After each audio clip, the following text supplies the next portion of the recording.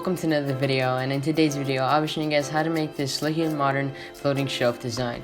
This is my first ever project, so I want to document this and show you guys how to make it. I didn't know how to use the tools or any tips or tricks to make my life easier, but throughout this video I'll be telling you guys tips I've learned through this project. One thing I would say is to be patient with this project, and with any project, patience is key. This shelf is for under my TV, so I wanted something not too bulky, especially because it's going to be near my door. And because it's going to be under my TV and near my door, I came up with this design.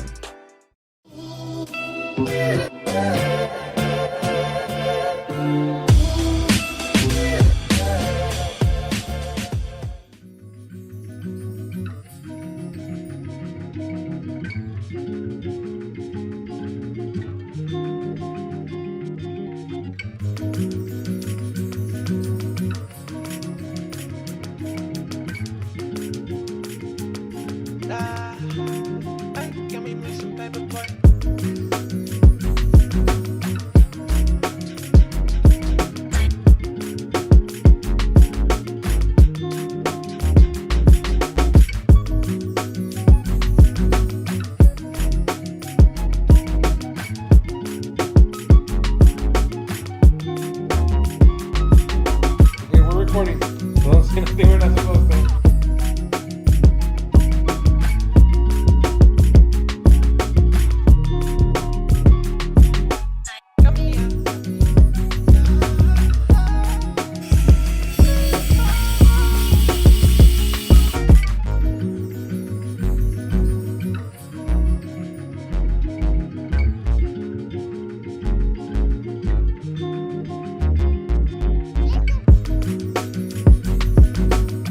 Alright, so as you guys can see, I currently have the backboard and the top and bottom boards cut to size.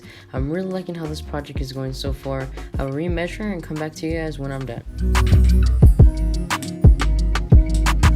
Alright, so I remeasured the boards and I noticed that the backboard is not the measurement I need, so I'll be cutting off 1.5 inches to get the exact measurement. Now always make sure to check the depth of your blade so you don't cut too low or too little on the side of any board you're using. You can also put 2 boards on the side to raise the board you're cutting and prevent your blade from touching the floor and damaging itself. Now it's time to sand the boards.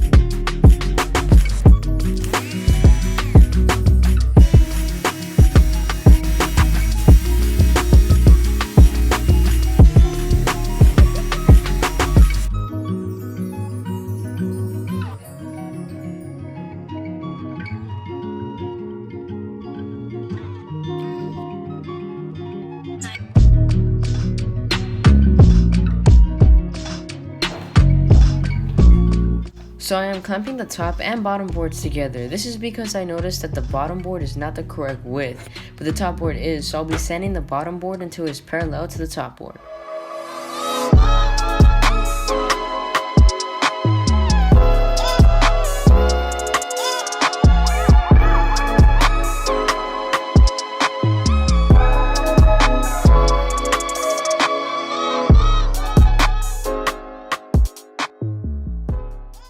Alright, now I'm going to be sanding the backboard with 220 grit sandpaper. All sanding in this video is with 220 grit because I'm using plywood for this project. Plywood has a very thin veneer, so to not sand off the thin veneer, just use 220 and don't sand too much.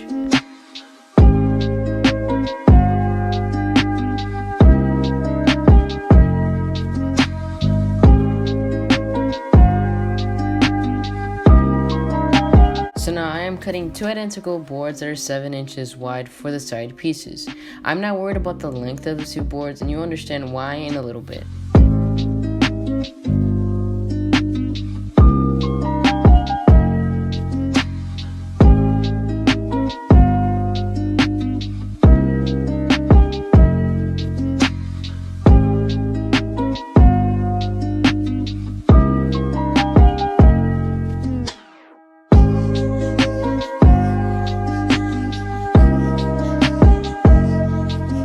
Clamping the 2 7-inch wide boards I cut together, then measured 13 inches in length to get the side boards fully done. The reason why I clamp the boards is because instead of cutting a board at a time, I can cut 2 boards at the same time with the exact measurement.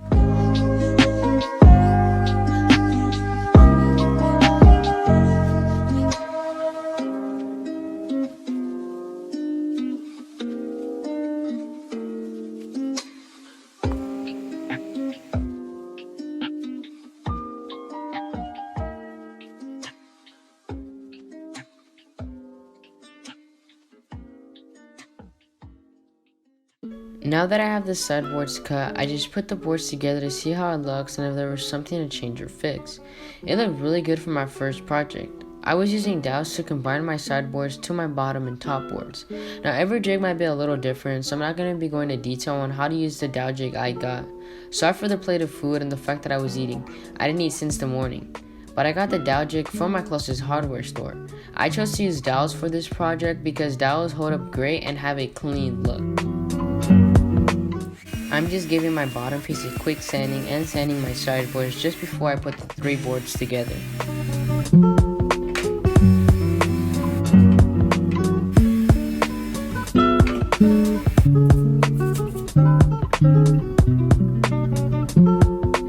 Now I'm going to be using the pocket hole jig to clamp my sideboards and align my dowel jig with the lines I did earlier.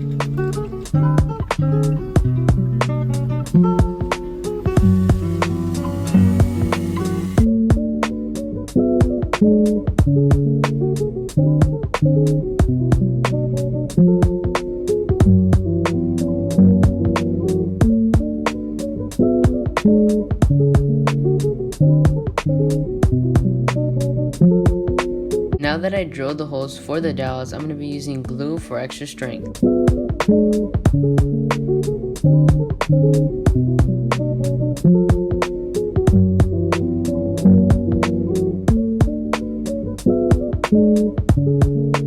Okay guys, so I really messed up. I did not make the hole deep enough for the sideboard and the bottom board to fit and damage the bottom board, so I will have to redo the bottom board. Now this is it for part 1 of the build. Thank you guys so much for watching. Hope you guys did enjoy, and part 2 coming soon.